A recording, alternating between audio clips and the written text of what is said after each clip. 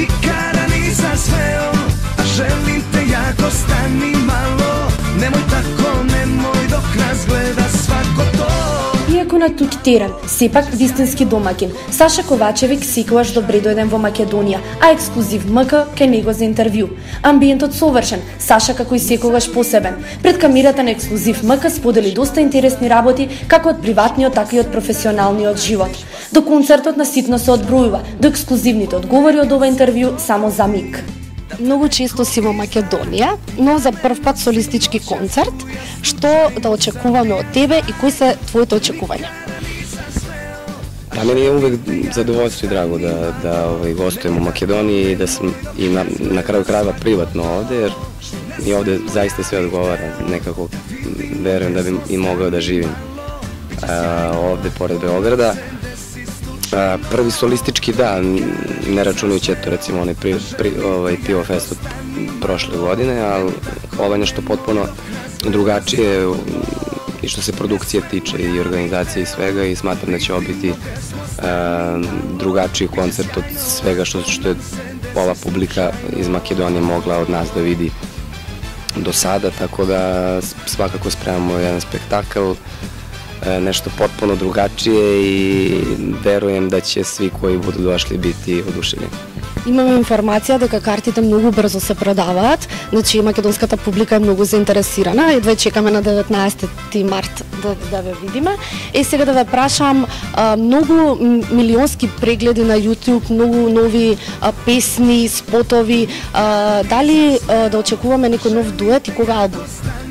Pa iskreno što se dueta tiče nismo ništa razmišljali još uvek, nekako se vodimo time kad nađe neka dobra pesma ili neko sa kime bi zaista volili da uradimo duet, ćemo to verovatno i snimiti, a do tada izbacimo ovako singlove. Ja sam najavio početkom godine i album, želeo sam da nekako to možda već izbacim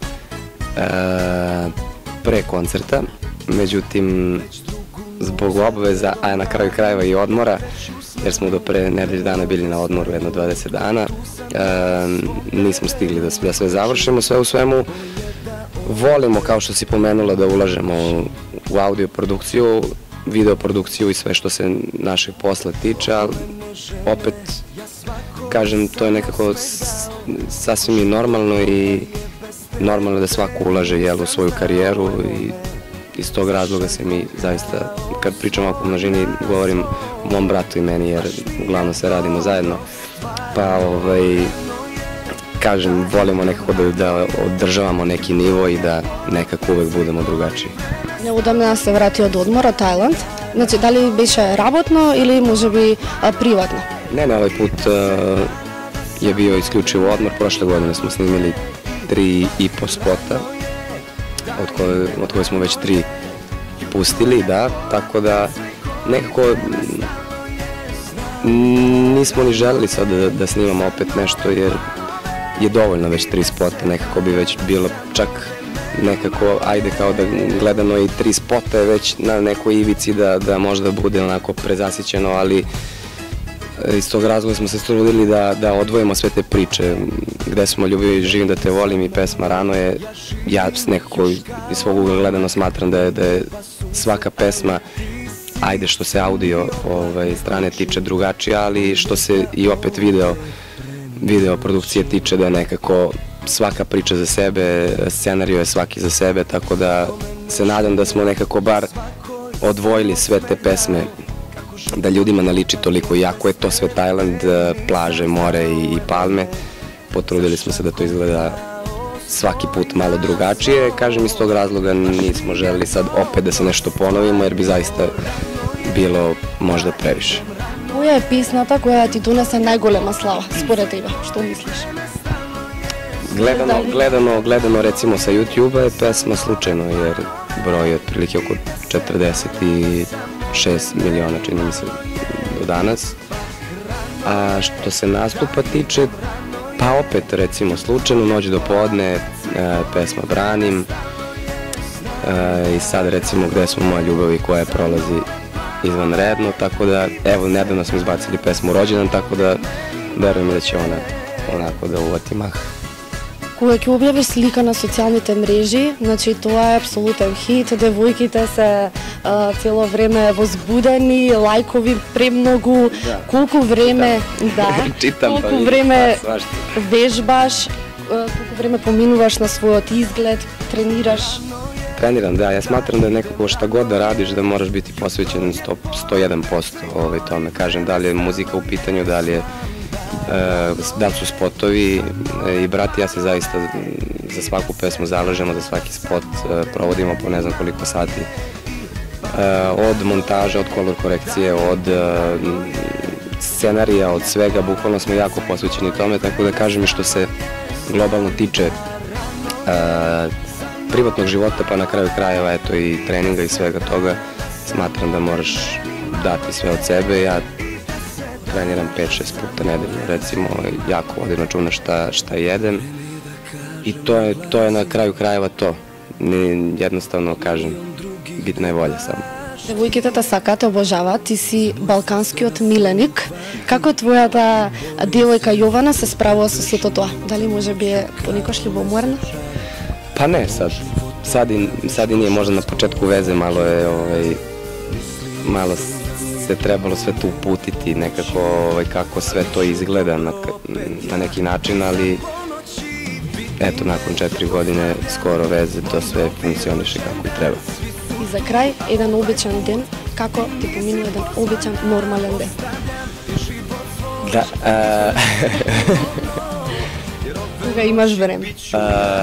Onako kad želim da se opustim skroz.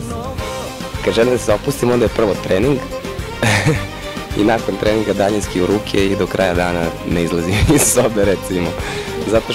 Zato što mi često fali tog nekog mira i odmora, pa kad nemam obaveze, obzirom smo malo pre pričali o zdravom životu, ishrani i svemu, eto, to mi je kao nekako ne obaveza, ali već nešto što svaki dan se mora ispoštovati. Eto, recimo, istreniram i onda sam bukvalno ceo dan posvećen svom krugu ljudi i uglavnom sam, eto, kažem, kod kuće da pozovemo neke prijatelje na neku večeru, nešto napravimo interesantno i to je to, pustimo neki dobar film ili eventualno odemo do nekog bioskopa, ali kažem, ako želim baš da se nekako opuštam, onda sam uglavnom kod kuće i taj neki mir mi zaista prija, jer dosta smo na točkovima i onda nekako zaista ti zafali taj neki kućni mir.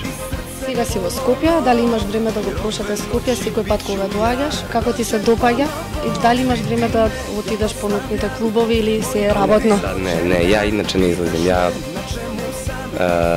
mislim da u Beogradu nisam izašao, a iskreno da te ne slažem, možda godinu i po, ne znam, 2, ne znam sam koliko ima, možda nekad nešto kao se zadesim u nekom restoranu pa kao odemo negde popijemo piće kasnije, ali uopšte ne izlazim, nekako sve to nadomestim koncertima, nastupima gde potrošim dosta energije, gde dobijem dosta pozitivne neke energije od drage mi publike, tako da sad sam zaboravio potpuno šta si me pitala, ali nema veze, šalim se, sad sam se setio. Ne stižemo nešto preterano da prošetamo sad Skopjom, ja jako volim Skoplje, prvenstveno Makedoniju i narod koji ovde živi i to sam nebrojeno puta rekao i već sam sam sebi dosadan koliko sam već puta pričao da ste mi omiljena publika, omiljeni narod i to ja generalno ne govorim samo u Makedoniji, nego gde god da sednem, da li sam u bilo kojoj drugoj državi, ja kažem za Makedoniju, iako to možda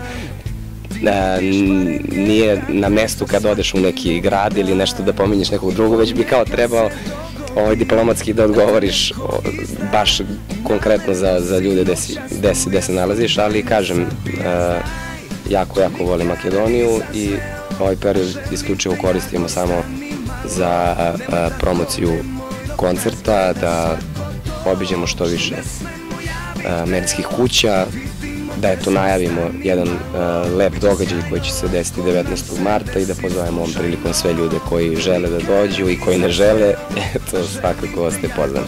Благодарам многу, значи се гледаме на концерт и на убава забава и журка. Да уживаме. Се гледаме.